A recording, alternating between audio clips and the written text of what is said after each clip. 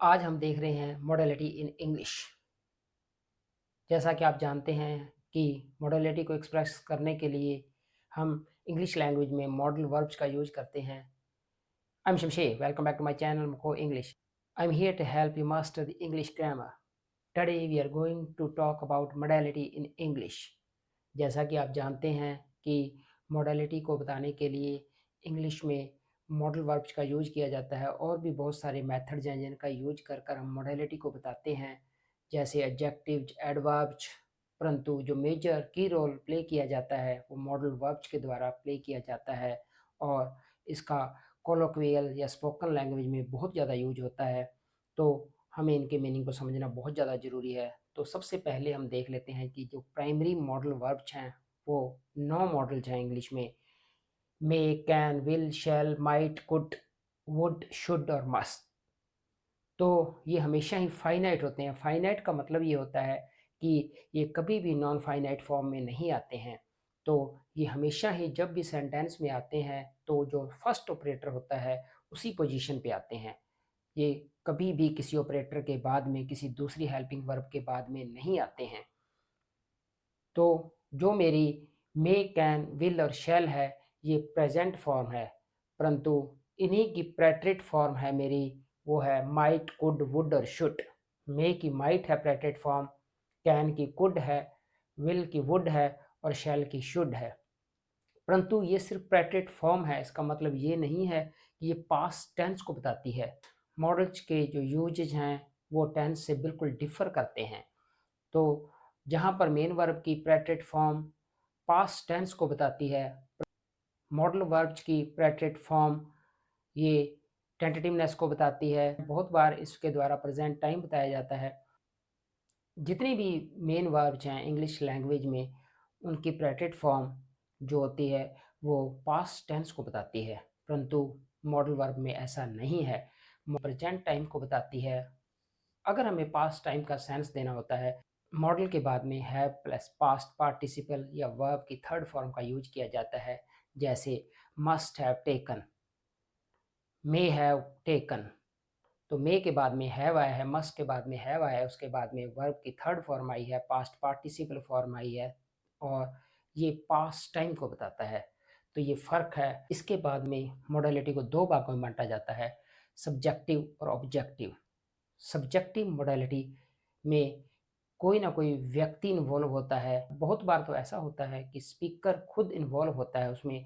जैसे मैं कहूँ कि Ed must have bought the bicycle, तो यहाँ पर मैं खुद इन्फेरेंस लगा रहा हूँ, यहाँ पर मैं खुद निष्कर्ष निकाल रहा हूँ, यहाँ पर मैं बता रहा हूँ कि ज़रूर उसने बाइसिकल खरीद ली होगी। अगेन पास्ट टाइम को बताने के लिए मैंने मस्ट के बाद में हैव और पास्ट पार्टिसिपल का यूज किया है, तो ये पास्ट टाइम की बात कर रहा हूँ, प्रेजेंट टाइम की बात नहीं है। परंतु ये ज़रूरी नहीं है स्पीकर ही गैस लगाए। बहुत बार कोई दूसरा पर्सन जो दिया होता है वो गैस लगाता है। जैसे सेंटेंस है, my sister think he must have bought the bicycle. यहाँ पर मेरा पॉइंट ऑफ व्यू नहीं है, यहाँ पर जो पॉइंट ऑफ व्यू है वो मेरी सिस्टर का है। मेरी सिस्टर का ऐसा मानना है कि उसने ज़रूर साइकिल खरीदी होगी, मस्ट हैव बॉट। तो यहाँ पर जो इन्फेरेंस निकाला जा रहा है वो मैं नहीं निकाल रहा, स्पीकर इसमें इन्वॉल्व नहीं है, परंतु इसमें मेरी सिस्टर इन्वॉल्व है। तो यहाँ पर ये क्लियर है कि जो थिंक का सब्जेक्ट है वही अंदाज़ा लगा रहा है, वही इन्फेरेंस लगा रहा है, वही कह रहा है कि ये पक्की तौर पर आश्वस्त है। यहाँ पर स्पीकर का कोई लेना देना नहीं है, परंतु ये दोनों ही एक्सप्रेस कर रहे हैं नेसेसिटी को। मस्ट एक स्ट्रॉन्ग मॉडल है, ये नेसेसिटी को एक्सप्रेस करता है। तो यहाँ पर ये दोनों ही नेसेसिटी को एक्सप्रेस कर रहे हैं और ये जो नेसेसिटी है इसका सोर्स जो है, जो अंदाज़ा लगा रहा है वो कोई व्यक्ति है, किसी व्यक्ति से निकल रहा है। या तो स्पीकर खुद अंदाज़ा लगा रहा है या कोई और दूसरा पर्सन जो कि कंटेक्स्ट में दिया गया है वो अंदाज़ा लगा रहा है। तो क्लियरली ये दोनों ही जो मेरे सेंटेंसेज हैं ये सब्जेक्टिव हैं। तो जो नेसेसिटी है वो किसी आदमी का इन्फेरेंस है, परंतु दूसरी मोडालिटी होती है ऑब्जेक्टिव। ऑब्जेक्टिव का मतलब ये है कि यहाँ पर स्पीकर या अन्य कोई व्यक्ति इन्वॉल्व नहीं है प्रपोजिशन में, सेंटेंस में। जो मेरी प्रपोजिशन है, जो मेरा कथन है उसमें स्पीकर या कोई दूसरा व्यक्ति इन्वॉल्व नहीं है।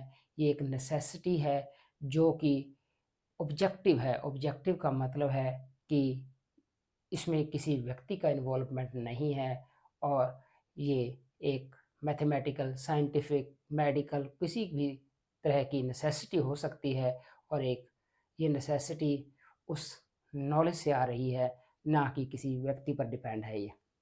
जैसे मैं कहूँ, if the tumour is cancerous it must be removed. Scientific necessity है इस तरह की कि अगर ट्यूमर कैंसरस है तो उसको हटाना ही पड़ेगा, नहीं तो बाकी हिस्सों में फैल जाएगा, स्प्रेड हो जाएगा। ये साइंटिफिक नेसेसिटी है। यहाँ पर स्पीकर का कोई रोल नहीं है। स्पीकर किसी तरह से भी इन्वॉल्व नहीं है इस प्रोपोजिशन में। तो यहाँ पर जो रिमूवल की बात है वो साइंटिफिक नॉलेज से आ रही है, साइंटिफिक नेसेसिटी है और ये ऑब्जेक्टिव है। तो क्लियरली मोडेलिटी दो प्रकार की हो सकती है, सब्जेक्टिव या ऑब्जेक्टिव। तो ऑब्जेक्टिव मोडेलिटी मेरी किसी व्यक्ति पर निर्भर नहीं करती। ये सभी जगह पर, सभी टाइम्स में, सभी के लिए इक्वल है, क्योंकि ये जो है ये ऑब्जेक्टिव है। यहाँ पर ये साइंटिफिक नेसेसिटी है और बहुत बार ये मैथमेटिकल नेसेसिटी हो सकती है, बहुत बार ये लीगल नेसेसिटी हो सकती है। इस तरह के इन्फ्रेंस में स्पीकर इन्वॉल्व नहीं होता है। अब हम बात कर रहे हैं स्ट्रेंथ ऑफ मोडेलिटी की। तो मोडेलिटी स्ट्रॉन्ग हो सकती है, वीक हो सकती है। स्ट्रॉन्ग मोडेलिटी का मीनिंग है कि ये नेसेसिटी है और वीक मोडेलिटी है अगर, तो इसका मतलब है कि पॉसिबिलिटी है। नेसेसिटी का मतलब होता है अनिवार्यता और पॉसिबिलिटी का मतलब होता है संभावना। तो अगर स्ट्रॉन्ग मोडेलिटी है तो ये अनिवार्यता है और वीक मोडेलिटी है तो ये बताती है कि ऐसा पॉसिबल है, ऐसा संभव है। जैसे मैं कहूँ, they must have told her everything. यहाँ पर मैंने स्ट्रॉन्ग मॉडल का यूज किया है, मस्ट का, और ये टाइम पास्ट है इसलिए मस्ट के बाद में हैव आया, हैव के बाद में पास्ट पार्टिसिपल फॉर्म आई है। मॉडल के बाद में पास्ट टाइम को बताने के लिए have plus past participle form का यूज किया जाता है वर्ब की। तो यहाँ पर पास्ट टाइम इन्वॉल्व है। ज़रूर उन्होंने उसे सब कुछ बता दिया होगा, तो ये स्ट्रॉन्ग है, मेरा नेसेसिटी को बता रहा है।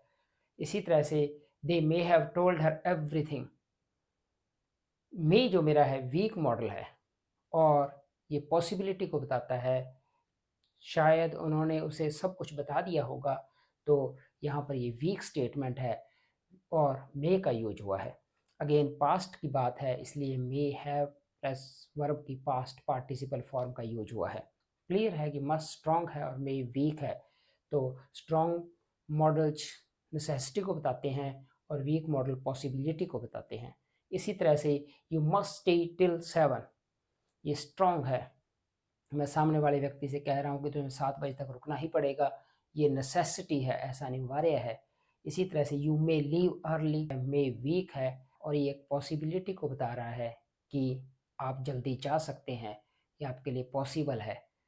तो यहाँ पर ये दोनों ही ए और बी सेंटेंसेस जो मेरे हैं लिंक हो रहे हैं नेसेसिटी और पॉसिबिलिटी से, परंतु फिर भी इनमें एक डिफरेंस है और वो डिफरेंस ये है कि ए सेंटेंसेज में मैं लाइक्लीहुड ऑफ द इवेंट देख रहा हूँ कि इवेंट की घटने की संभावना क्या है।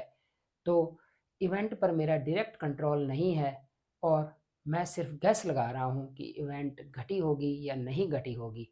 तो यहाँ पर मेरा स्ट्रॉन्ग इन्फेरेंस है, स्ट्रॉन्ग अंदाज़ा है और ये मेरा बेस्ड है किसी ग्राउंड पर, सबूत पर, तथ्यों पर, साक्ष्यों पर, किसी आधार पर, इसलिए ये स्ट्रॉन्ग है। तो यहाँ पर मैं आश्वस्त हूँ इसलिए ये सर्टेनिटी है। They may have told her everything, यहाँ पर मैं मे का यूज कर रहा हूँ। यहाँ पर मेरे पास इस स्टेटमेंट को या इस प्रोपोजिशन को बताने के लिए मजबूत आधार नहीं है, साक्ष्य नहीं है, मैं सिर्फ गैस लगा रहा हूँ, अंदाज़ा लगा रहा हूँ, इसलिए मे का यूज हुआ है और मे पॉसिबिलिटी को बताता है। परंतु जो बी सेंटेंसेज हैं, यहाँ पर जो मस्ट और मे यूज हुआ है ये लाइक्लीहुड नहीं बता रहा इवेंट की, ये बाइंड कर रहा है सामने वाले पर्सन को, वो बाइंडिंग को बता रहे हैं कि किसी व्यक्ति को बाध्य किया जा रहा है या किसी को बाध्यता से मुक्त किया जा रहा है, उसे परमिशन दी जा रही है। तो जब बाइंड करते हैं आप सामने वाले पर्सन को तो आप उस पर ऑब्लिगेशन लगाते हैं, उसे आप परमिशन देते हैं। तो बाइंड जब भी किया जाता है तब बाइंड करने वाले व्यक्ति के पास में अथॉरिटी होती है और वो उसका सोर्स है जहाँ से कि मेरा ऑब्लिगेशन या परमिशन निकल रही है, वो स्रोत है। और जिस आदमी पर भी जो ऑब्लिगेशन या परमिशन दी जा रही है या जिस पर ऑब्लिगेशन लगाया जा रहा है, वो व्यक्ति उसे रिसीव कर रहा है और वो बाध्य हो रहा है या वो फ्री है उस काम को करने के लिए। यू मस्ट स्टे टिल 7 ये बता रहा है कि ऑब्लिगेशन है। जब भी स्ट्रॉन्ग मॉडल मस्ट का यूज किया जाता है बाइंडिंग के सेंस में, तो ये ऑब्लिगेशन को बताता है। तो इसका मतलब है कि सामने वाला व्यक्ति को ऐसा करना ही पड़ेगा, वो उसके लिए बाध्य है, वो इससे बच नहीं सकता। परंतु मैं कहूँ यू मे लीव अर्ली, तो यहाँ पर ये पॉसिबिलिटी को बता रहा है, वीक है मे मेरा, और ये बताता है कि आपको परमिशन है, तो मे परमिशन के लिए यूज हुआ है। क्लियरली दोनों सेट्स में सिमिलरिटी है कि ये नेसेसिटी और पॉसिबिलिटी को बताते हैं, परंतु इनमें एक डिफरेंस भी है कि ए स्टेटमेंट्स मेरे जो हैं वो लाइक्लीहुड को बता रहे हैं और बी स्टेटमेंट्स जो मेरे हैं वो बाइंडिंग को बता रहे हैं कि किसी व्यक्ति को बाध्य किया जा रहा है या किसी को बाध्यता से मुक्त किया जा रहा है, उसे परमिशन दी जा रही है। तो ये सेंस मेरा बी से आ रहा है। In this series, we are going to cover all the model meanings. This was our first lesson in this series, and we talked about the basic concept of modality. We are going to study the concept of modality in detail, and the links to all the previous lessons are available in our description box. Thanks for watching the video. I hope you really enjoyed it. If you enjoyed it, please like, share, and subscribe. Thank you very much again.